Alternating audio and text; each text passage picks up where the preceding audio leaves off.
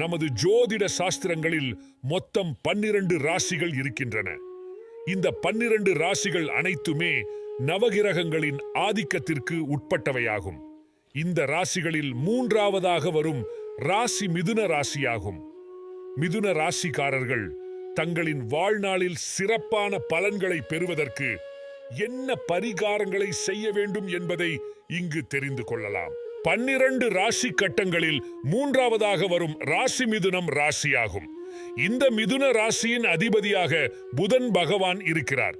புதனின் ராசி என்பதால் இந்த ராசியில் பிறந்தவர்களுக்கு சிறந்த அறிவாற்றல் மற்றும் கணித திறனும் இருக்கும். இயற்கையிலேயே பணம் சம்பந்தமான விஷயங்களில் யோகம் கொண்டவர்களாக இருப்பார்கள். தங்களின் சொந்த திறமையால் வாழ்க்கையில் உயர்வான நிலைக்கு வருவார்கள். மிதுன ராசிக்காரர்கள் செய்ய வேண்டிய பரிகாரங்கள் என்ன என்பதை காணலாம். மிதுன ராசிக்காரர்கள் தங்களின் வாழ்நாள் முழுவதும் நன்மையான பலன்களையும் அதிர்ஷ்டங்கள் யோகங்கள் போன்றவற்றை பெறுவதற்கு மிதுன ராசியின் நாயகனான புதன் பகவானை புதன் கிழமைகள் தோறும் நெய் தீபம் ஏற்றி வழிபட வேண்டும். பிறகு புதன் பகவானின் அம்சம் நிறைந்த பெருமாளையும் வணங்கி வர வேண்டும்.